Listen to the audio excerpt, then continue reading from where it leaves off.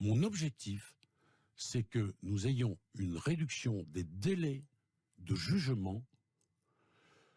On va diviser par deux ces délais.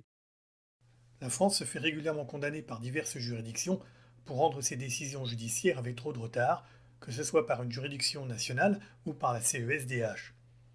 Notre pays se rend donc coupable régulièrement de déni de justice. Or, le ministre de la Justice annonce du nouveau en matière de délai de jugement. Qu'est-ce que ça va changer pour le droit du travail? Je vous explique. Vous avez une minute?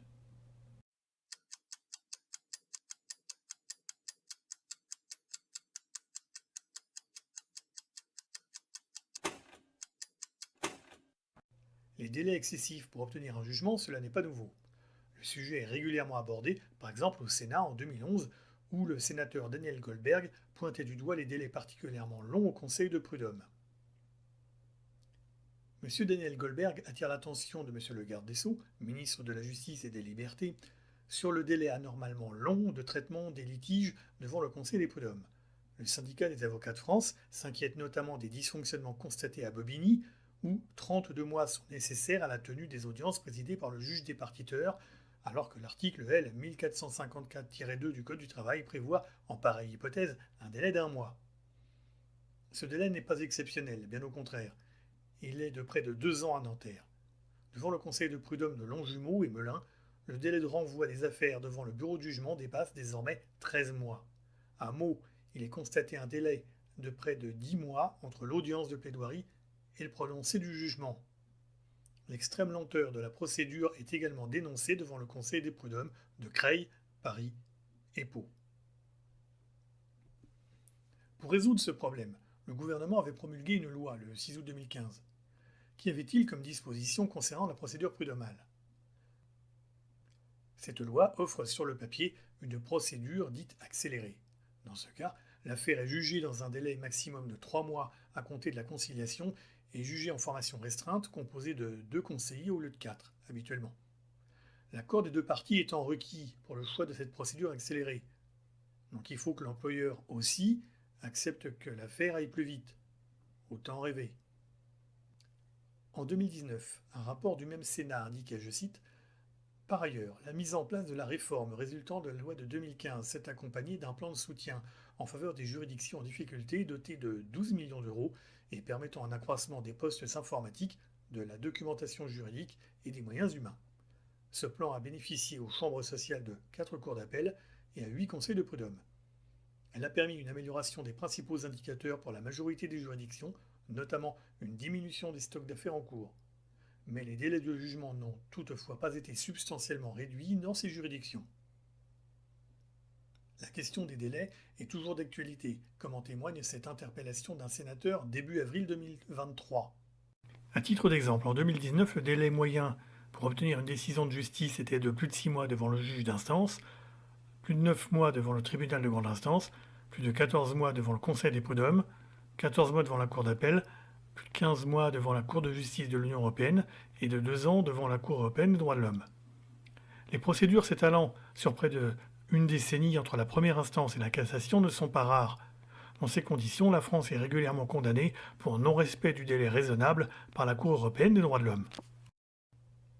Cela peut sembler contradictoire avec le fait que depuis plus d'une dizaine d'années, le nombre de saisines de la juridiction du travail a été divisé par 2. D'une part, du fait de la mise en place de la procédure de rupture conventionnelle, d'autre part, par une baisse des indemnités accordées du fait du barème Macron, et enfin, de la complexification de la procédure avec la remise en cause de l'oralité de cette procédure. Sur ce, le ministre de la Justice propose aujourd'hui une nouvelle loi ayant pour objectif de réduire par 2 les délais des décisions dans les juridictions, en se basant sur les méthodes allemandes et hollandaises, dont la culture du compromis est particulièrement développée. Ce n'est pas la première fois que l'idée de raccourcir les délais de jugement en promouvant le recours aux modes alternatifs de résolution des litiges, médiation, conciliation et arbitrage est évoquée, puisqu'elle avait déjà été mise en avant par le ministère de l'économie en 2014. Si la médiation peut marcher dans un certain nombre de procédures civiles, il est illusoire de penser qu'en droit du travail, où l'affectif et la notion de pouvoir sont très développés, cela puisse fonctionner avec le même engouement.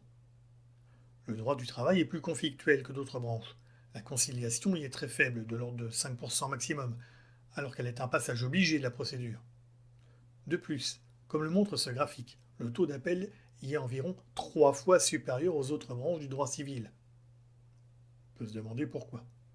Et cela allonge le délai de jugement d'autant. De plus, en appel, le taux de réformation y est plus important. Le contentieux du droit du travail possède donc sa spécificité.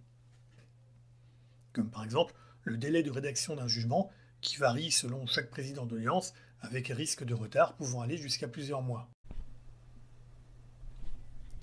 Si vous estimez que le délai de jugement de votre dossier prud'homal est particulièrement long, vous pouvez, à titre de représailles, tenter de faire condamner l'État pour déni de justice sur le fondement des articles L. 141-1 du Code de l'organisation judiciaire et des articles 6 et 13 de la Convention européenne de sauvegarde des droits de l'homme et des libertés fondamentales.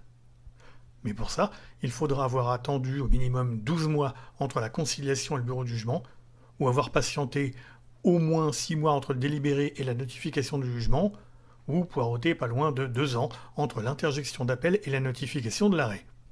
En dessous de ces délais, le tribunal judiciaire chargé de votre demande ne se résignera pas à vous donner raison. À propos de prud'homme, si vous avez un dossier à défendre, je ne peux que vous conseiller ce guide rédigé par un ancien conseiller prud'homal.